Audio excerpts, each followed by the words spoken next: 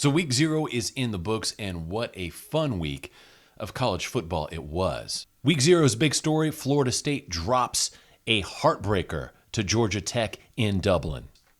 I know a lot of people are focusing on DJU or the Seminoles' offensive line not moving the ball as they should have. What concerns me the most, though, is the defense. The Seminoles' defense on Saturday looked like a sieve. It just seemed like it had no real stopping power to it.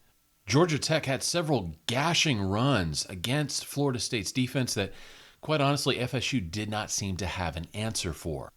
And this bears out in the stats line. Georgia Tech with 190 yards of rushing, averaging 5.3 yards a carry. And a lot of people are wondering, were we sold a bill of goods when it comes to Florida State? Perhaps, perhaps not. I think it's a little bit too early to tell. This was the first week of college football. If you watched multiple games yesterday, you saw some sloppy football in a lot of areas. Florida State, outside of the first drive, looked kind of sloppy and disjointed. SMU, for the first 3 quarters of their game against Nevada, looked sloppy and disjointed. So I think we're going to see some serious improvement from week 0 to week 1. And understanding that, I'm not writing off anybody yet this season. We've got a 12-team playoff format. Losing one game does not really hurt you too much. So again, I'm not writing off Florida State at all. But I will say this, if they do not improve, especially on the defensive side of the ball, it's going to be a long season for the Noles. Another observation from week 0, college football is just fine. A lot of the chicken littles during the offseason were saying consistently, well, college football's dead. Realignment has killed football. It's over. College football's never going to be the same. And all of that is the biggest bunch of garbage I've ever heard. The sport is just fine. In fact, college football has never been better. In fact, energetically, it reminds me a lot of mid-'80s NFL football. And I say that because back in the mid-'80s, the majority of NFL players were not rich.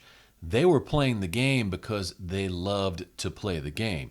And it's the same with college football right now in 2024. Even with NIL, even with all sorts of endorsement deals we hear about, at the end of the day, only about 1.5% of college players ever make it to the NFL. So for the vast majority, well over 98% of these young men, this is it for them. They're playing this game because they love it. And sure, there's a handful of guys making big money on endorsement deals and so forth. The vast majority do not, though. The vast majority are there because they love playing the game and they love the school they're playing for.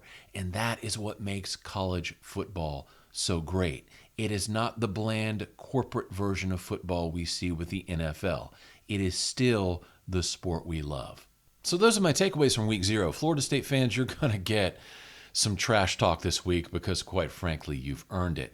But having said all that, I would not give up on your team just yet. It is a long season, and this, at the end of the day, is just one game.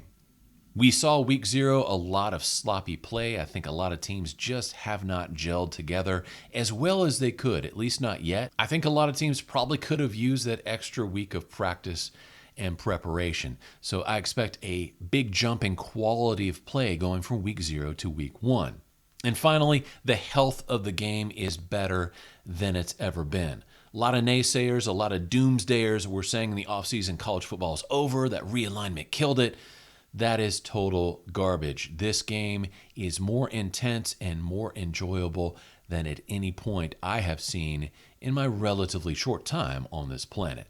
Now, as always, I'd love to hear what you have to say about college football, about week 0, about Florida State, SMU, whatever you want to talk about. Feel free to leave your comments in the comments section below. In the meantime, this is Kevin in Texas saying God bless you, hook 'em horns, and I'll talk to you later. Bye.